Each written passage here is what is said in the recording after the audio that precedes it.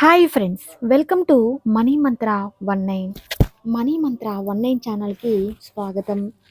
ఈ ఛానల్ని సబ్స్క్రైబ్ చేసుకున్న ప్రతి ఒక్కరికి హృదయపూర్వక నమస్కారాలు.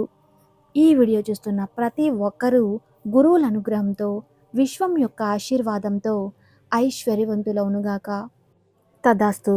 ఎవరైతే మన ఛానల్ని మొదటిసారి చూస్తున్నారో తప్పకుండా సబ్స్క్రైబ్ చేయండి. ఇవాళ మనం సబ్కాన్షియస్ మైండ్ యొక్క పవర్ఫుల్ ఎలా పనిచేస్తుందో తెలుసుకుందాం. మిరాకిల్ మ్యాన్గా పేరు తెచ్చుకున్న మారిస్ గుడ్మ్యాన్ తన సబ్కాన్షియస్ మైండ్ పవర్ని ఉపయోగించి అంత క్రిటికల్ కండిషన్లో ఉండి కూడా ఎలా రికవర్ అయ్యారో తెలుసుకుందాం. ఈ వీడియోలో అలా జరిగిన మరికొన్ని రియల్ ఇన్సిడెంట్స్ గురించి మాట్లాడుకుందాం. ఈ వీడియోని పూర్తిగా చూస్తే మీ సబ్కాన్షియస్ మైండ్కి మీకు ఎన్ని రకాలుగా హెల్ప్ చేస్తుంది అని ఈ ఎగ్జాంపుల్స్ ద్వారా అర్థం చేసుకోవచ్చు. మీ ప్రశ్నలకు ఈ ఎగ్జాంపుల్స్ ఖచ్చితంగా క్లారిటీ ఇస్తాయి అని అనుకుంటున్నాము. ముందుగా మన ఛానల్ని లైక్ చేయండి. ఈ వీడియోలో ప్రతి విషయం the power of your subconscious మైండ్లో రాసిందే. ఆ బుక్లో రాసిన ప్రతి విషయం నిజంగానే జరిగిందే కాబట్టి ఎక్కువగా డౌట్ పెట్టుకోవద్దు. ఈ వీడియోలో మరియు బుక్లో ఉన్న ఎన్నో ఎగ్జాంపుల్స్ సబ్కాన్షియస్ మైండ్పై నమ్మకం కలిగించడానికే ఉన్నాయి. మీరు ఎన్ని ఎక్కువ విషయాలు తెలుసుకుంటే అంత నమ్మకం బలపడుతుంది. ఆ నమ్మకమే మనల్ని ముందుకు నడిపిస్తుంది. ముందుగా మనమంతా ఒక విషయం అర్థం చేసుకోవాలి. కోరుకున్నది జరిగే క్రమంలో మనం ఎప్పుడైతే ఒక స్టేజ్లోకి వెళ్తామో అప్పుడే ఏదైనా జరుగుతుంది. ఆ స్టేజ్లోకి వెళ్ళడానికే మనం విజువలైజేషన్, అఫర్మేషన్, అలాగే పదే పదే తరచుగా కొన్ని మాటలను మనకు మనంగా చెప్పుకోమని చెప్తాం. అందులో మొదటగా మెంటల్ యాక్సెప్టెన్సీ. ఒక విషయాన్ని మనస్ఫూర్తిగా అంగీకరించినప్పుడు మాత్రమే ఏ విషయమైనా జరుగుతుంది. ఒక వస్తువు మనదైనప్పుడు అది మనదు కాదు అని వ్యతిరేకంగా ప్రూవ్ చేసినప్పటికీ ఆ వస్తువు మనదే అని ఎలా వాదిస్తామో, అంత బలంగా నమ్ముతామో ఒక్కసారి ఆలోచించండి. ఆ వస్తువును మన హక్కుగా మానసికంగా అంగీకరిస్తాం. దీనిని మెంటల్ యాక్సెప్టెన్సీ లేదా మానసిక అంగీకారం అని చెప్పవచ్చు. ఈ మెంటల్ యాక్సెప్టెన్సీ అనే స్పేస్లో పొందిపరిచాకే మన సబ్కాన్షియస్ మైండ్ ఒక విషయానికి రియాక్ట్ అవుతుంది. ఇక ఏ మాత్రం ఆలస్యం చేయకుండా వీడియోస్ని స్టార్ట్ చేద్దాం. Healing power with in you. మన ఆథర్ డాక్టర్ జోసెఫ్ మర్ఫీ నమ్మితే మన సబ్కాన్షియస్ మైండ్ ఏ విధంగా జబ్బులను నయం చేయగలదు అనే స్పీచ్కి ఒక వ్యక్తి అటెండ్ అయ్యాడు. ఆ సమయంలో అతను తీవ్రమైన కళ్ళ జబ్బుతో బాధపడుతున్నాడు. దీనికి రిస్క్తో కూడిన కళ్ళ ఆపరేషన్ ఉంటుందని ఆయనకు చెప్పారు.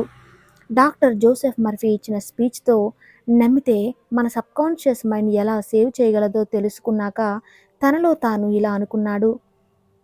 నా సబ్కాన్షియస్ మైండ్ నన్ను ఇలా క్రియేట్ చేసింది కాబట్టి అదే నా రోగాన్ని నయం చేయగలదు అని కేవలం ఒక్కసారి మాత్రమే అనుకున్నాడు.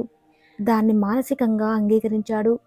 ఇంటికి వెళ్ళి ఆథర్ చెప్పినట్టు ప్రతి రాత్రి నిద్రపోయే ముందు ఒక ధ్యాన స్థితిలోకి వెళ్ళి, అంటే చాలా ప్రశాంతమైన స్థితిలోకి వెళ్ళి చేరుకున్నాక అతని దృష్టిని దేనిపై మళ్లించకుండా కేవలం ఆ కళ్ళ డాక్టర్ గురించి ఎఫర్మేషన్ చేసుకున్నాడు. ఆ ఎఫర్మేషన్ ప్రతిరోజు చేసిన తర్వాత ఆ కళ్ళ డాక్టర్ తనతో మాట్లాడుతూ అద్భుతం అంటూ అతని అన్న మాటలను స్పష్టంగా ఊహించుకుంటున్నాడు. ఇలా ప్రతి రాత్రి నిద్రపోయే ముందు కేవలం 5 నిమిషాలు మళ్ళీ అనుకున్నాడు. సరిగ్గా 3 వారాల తర్వాత ఆపరేషన్ చేయాలి అన్న డాక్టర్ దగ్గరకు చెక్ చేసుకోవడానికి పోతే ఇది ఒక అద్భుతమని ఆశ్చర్యంతో కేక పెట్టాడు డాక్టర్.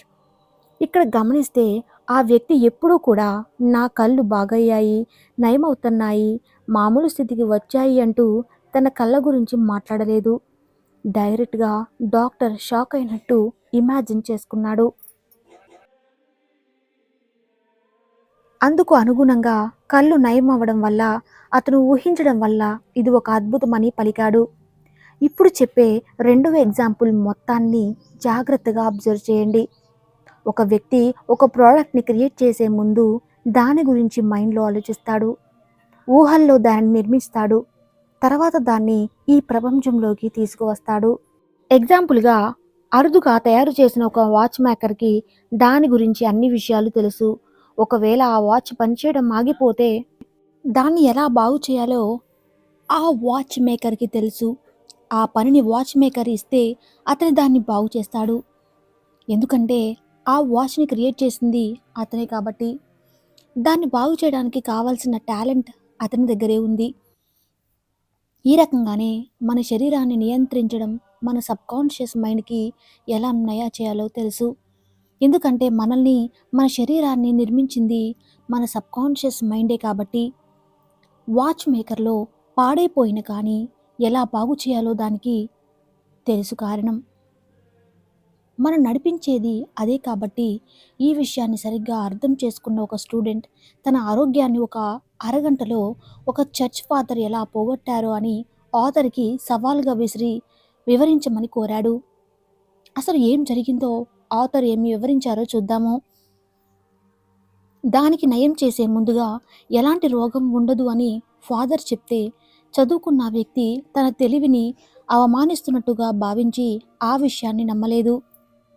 తర్వాత ఫాదర్ కొన్ని ప్రశాంతమైన మాటలు చెప్పాక అతన్ని రిలాక్స్‌గా పడుకోమని, ఏమీ మాట్లాడకుండా, దేని గురించి ఆలోచించకుండా ప్రశాంతంగా ఉండమన్నారు. ఆ వ్యక్తి ఫాదర్ చెప్పినట్టు రిలాక్స్‌గా పడుకున్నాడు. ఫాదర్ కూడా కదలకుండా అలానే ఉన్నారు.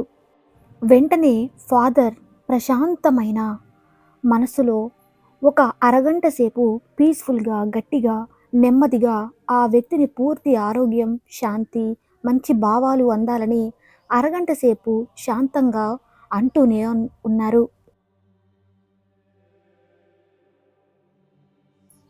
అరగంట తర్వాత నిజంగానే అతని ఆరోగ్యం నిజంగానే మెరుగుపడింది. ఏం జరిగిందో, ఎలా జరిగిందో తెలియక ఆ వ్యక్తి అయోమయంలో ఉండిపోయాడు. హిప్నోటిజంలో అచ్చంగా ఇలానే చేస్తారు. హిప్నోటైజ్ చేసే వ్యక్తి కొన్ని ప్రశాంతమైన మాటలతో తన ముందు ఉన్న పర్సన్‌ని రిలాక్స్ చేసి ఒక ప్రశాంతమైన స్థితిలోకి తీసుకువెళ్తాడు. అప్పుడు ఆ వ్యక్తి ఏం చెప్పినా హిప్నోటైజ్ చేసిన పర్సన్ వాటిని అలానే చేస్తాడు.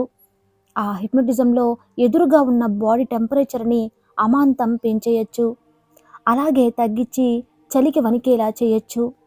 ఇది సైంటిఫికల్లీ ప్రూవెన్. ఎందుకంటే ఈ సమయంలో ఆ సబ్‌కాన్షియస్ మైండ్ ఆ ఇన్‌స్ట్రక్షనే ఫాలో అవుతుంది. అదే మన బాడీని కంట్రోల్ చేస్తుంది. ఇక్కడ ఫాదర్ చేసిన పని కూడా అదే. ప్రశాంతమైన స్థితిలోకి వెళ్ళాక మైండ్ రిసీవింగ్ స్టేట్‌లో ఉంటుంది. ఆ వ్యక్తి యొక్క సబ్‌కాన్షియస్ మైండ్‌కి కొన్ని నయం చేసే మాటలను, సూచనలను ఇస్తారు. అది దానికి ఇవ్వబడిన సూచనలను ఫాలో అయ్యింది. నయం చేసింది. మనం ముందు వీడియోలో చెప్పుకున్నట్టు ఈ ప్రశాంతమైన స్థితిలో మనకు మనం ఏమైనా చెప్పుకోవాలి. కానీ ఆ సమయంలో మనం ఎలర్ట్‌గా ఉండం. అందుకు మనం ఇయర్ ఫోన్స్‌లో పాటలు వినడం కానీ, లేదంటే ఒక వ్యక్తి మాట ఇన్‌స్ట్రక్షన్స్‌తో మైండ్‌ని నింపాలి. ఆ రకంగానే బాగా ఆ వ్యక్తి ప్రశాంతమైన స్థితిలోకి తీసుకువెళ్ళాక అరగంట సేపు నయం చేసే సూచనలతో పీస్‌ఫుల్‌గా ఆ వ్యక్తి మైండ్‌ని నింపేశారు. అది వాటిని ఫాలో అయ్యే నయం చేసింది. ఫాదర్ చేసిన అసలు పని అనవసరమైన ఆలోచనల యొక్క అడ్డుని తొలగించడమే. అనవసరమైన వాటిని మనం వదిలేసి, అవసరమైన వాటినే మన మైండ్‌లోకి పంపిస్తే, మన బాడీ దానికి సహకరించి, మనం ఏదైనా చేయగల ధైర్యాన్ని ఇస్తుంది.